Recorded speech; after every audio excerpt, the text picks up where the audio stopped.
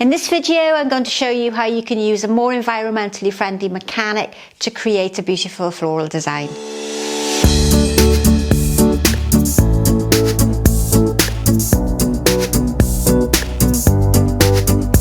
So welcome back, I'm Sharon, and there's a whole host of YouTube videos that show you how to arrange in environmentally friendly mechanics like this one and floral foam. So there's plenty of choice for whatever style of arranging you want to do. Today I've chosen some garden hellebores, and it's very seasonal. It's the springtime here in the UK, or almost springtime, and I thought it would be nice to see how you could use some flowers from the garden alongside some foliage and a supermarket bunch of freesias to create a really delicate, almost vintage inspired floral design. Now this container has come from a charity shop. I'm sure you can guess. You all know by now I'm obsessed with vintage containers. It has this wonderful fan shape to it, and I think originally it would have come with one of these glass floral frogs, but not everybody is able to get hold of one of these glass frogs, and this would have been used way before floral foam was invented to hold your flowers within the vase. So as a replacement to the glass floral frog, I'm going to use the wire mesh. This has become very popular over recent years because it's a more sustainable option and far more environmentally friendly than the green floral foam.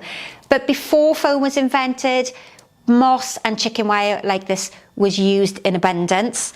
And I remember back in my days of training using moss and wire to create floral designs. So it's something that I'm familiar with, but haven't used a great deal during my commercial sort of career.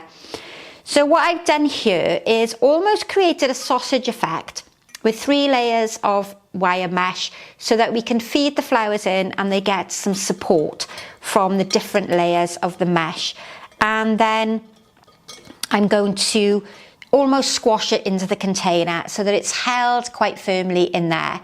The benefit of this one is that it's plastic coated, which I know plastic isn't an environmentally friendly product, but it is reusable, so I can use this time and time and time again. And at this stage I would fill it up with water and then continue to arrange my flowers. But I'm going to leave the water out just in case I need to tip it forward. You can see it's really firmly secure in there. It's not going to wobble about. If I was going very tall with my arrangement, I would probably secure that with some floral tape. But I'm going to keep it quite low and try and replicate this lovely shape of the container. It's almost like a half moon, and I think it's going to really suit the shape of my hellebores. Okay, now I have picked hellebores from my own garden, and I've got 2 different types of colours. I'm not too concerned about them being matching and perfectly symmetrical, but I'm going to start by almost draping the hellebore over the edge of the container. One of the benefits of the wire mesh is that if you don't feel it's in the right position, you can take it out quite easily and remove it. The hellebores are very soft stemmed, and like a lot of spring flowers, they do benefit from being cut with a knife rather than a scissors. The knife is much sharper and it cuts through the stem in a more friendly way and doesn't cause any crushing damage to the base of the stem. I've inserted those stems through the different levels of the wire mesh, and that will support them and hold them into place. I think it's slightly longer on one side than the other. At the moment that doesn't bother me. If I don't like it towards the end, then we can always swap it around. Now this next little piece is going to give me some height, and I'm almost thinking of like a crescent shape from one side to the other. If you think of those mathematical protractors that we used to have in school, that's the sort of shape I'm trying to create, a half moon. And again, it's going to move about to wherever the chicken wire is going to support it. And for me, that sits really nicely in that position there. Now I'm going with my hellebores first. You could put foliage in if you wanted to. Oh, isn't that lovely? Look at the colour on that. But I'm working with my flowers first. And what you'll see I'm doing is just looking to see the way that they naturally curve. And that one is really lovely positioned, angled down that way rather than this way here. It's not quite as elegant and doesn't sit quite well on that side.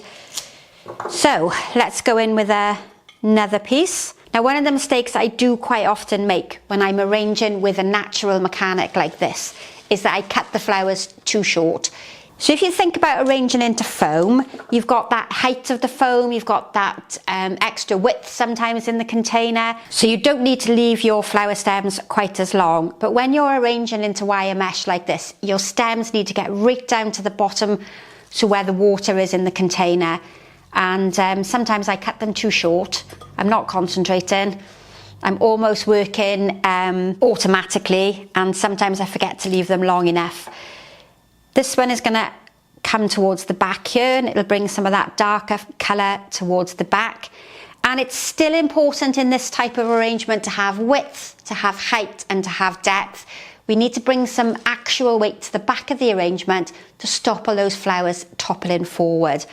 But I think so far that's worked quite well. I've got, that's all my hellebores, but I do have some filler greenery and some freesias to work in there as well. Got that position of my hellebores the way I want it. I'm going to add in some foliage. You could keep adding hellebores at this stage, and you could get away without using any greenery at all. But I've got another greenery that's come from the garden, and this is a fabulous Hebe. It's a really dark purple, and it complements the colour of my hellebore so well. This is only a small shrub that I've got in the garden, so I don't have a great deal of long stems. But what I need to do is just get them really low in the water, into that vase, and that's going to give me some colour link between the hellebores there on the outside. And you'll see I've worked some of the colour through to the back. The colour is very dark, it's recessive, and it's a great one for adding depth in your design. To extend the widths, I've got some eucalyptus. This again is from my garden. I'm quite lucky today that I've got a few bits of material that I could use. Again, I've chosen this one because it's got that lovely movement. It cascades downwards, and it's really going to look lovely on the edge here alongside those hellebores. It might take a little playing around before you get it in the right position, but once it is there, it really looks fantastic. The grey alongside the purple works so well. I'm going to do the same on the opposite side. So it's a symmetrical design in its shape, but I'm not too concerned if it doesn't look exactly the same on either side.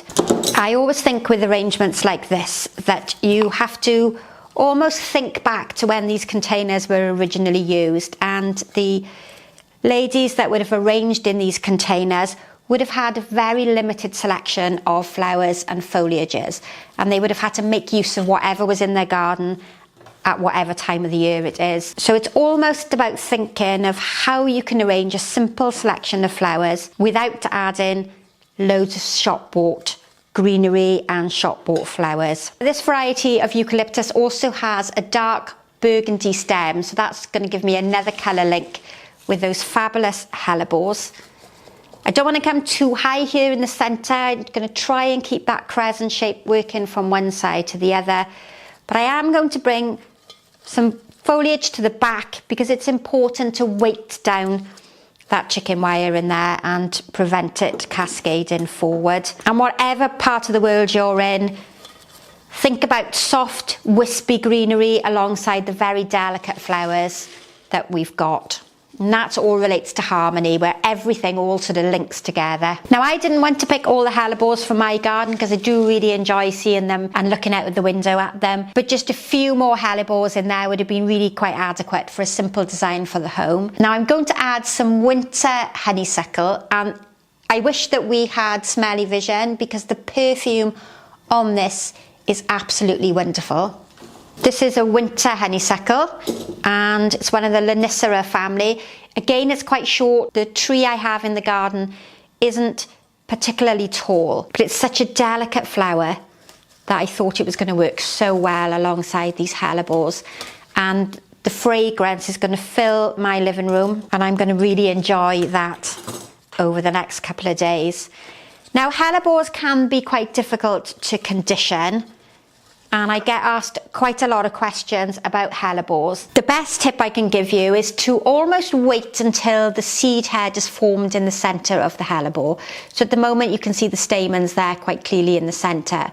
Once that's turned into a hard seed head, they last much better. We're only in late February, so the hellebores are going to last a lot longer in the garden, and you can really enjoy them in the garden and then cut them later on and bring them inside. But if you do want to cut them to use this time, you almost want to cut the stem vertically from top to bottom with a knife. Use the knife to run the blade down the outside, only go in a couple of millimeters, and what that does is opens the stem up to take up more water, and they do last a lot better.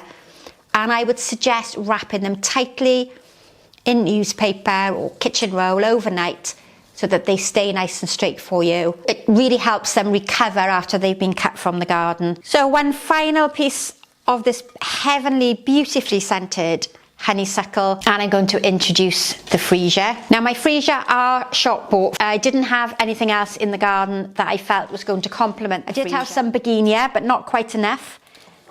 And the colour for these I thought was perfect to really complement the hellebores. And because it's a dainty flower, it was going to work really well alongside the hellebore. And it's a really simple, pretty arrangement that you could try at home. I have said this before, I'm trying to cater for lots of different flower arrangers and florists that are training and starting out their new career. And this style of arranging is really fashionable at the moment. There are lots and lots of brides that are looking for more sustainable and environmentally friendly options for their wedding flowers. Many florists are moving away from using foam and going back to these quite traditional techniques.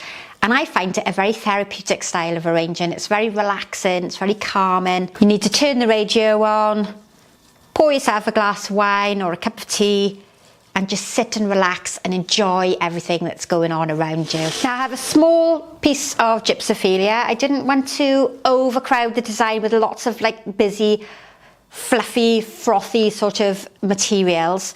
But I think the Gypsophila is going to work well down low in the arrangement. It's a lovely soft texture again. It's going to help give me some depth and cover that plastic wire mesh that I've got in the container itself. And I've got one, this is another garden foliage. I've used this, I think, in the daffodil arrangement, which I'll link here if you haven't already seen it.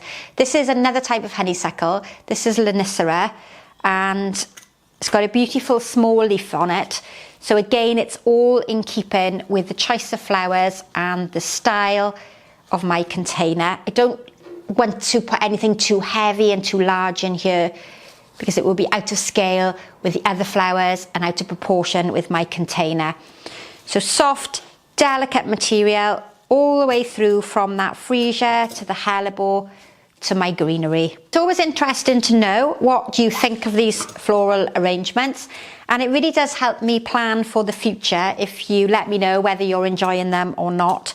The environmentally friendly designs like this one are never as popular as the arrangements in foam, which I find quite interesting because there is a real resurgence for arranging flowers in a more environmentally friendly way. So it would be nice to know in the comment box below what style of arranging you like to see. Do you want to see more of the back to basics, which is the reason we started this channel in the very beginning? Or are you quite happy seeing a mixture of arrangements from time to time? And if you didn't already know, I have a Facebook group that you can join. It's Sharon's Innovations group, and you can pop along there and meet some ladies and gents who also enjoy floral design, and you can ask questions and share ideas with like-minded people. And this, I think, is going to be my last piece of greenery.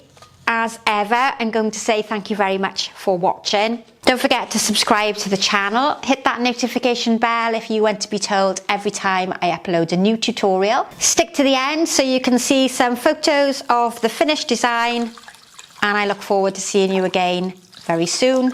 So goodbye for now.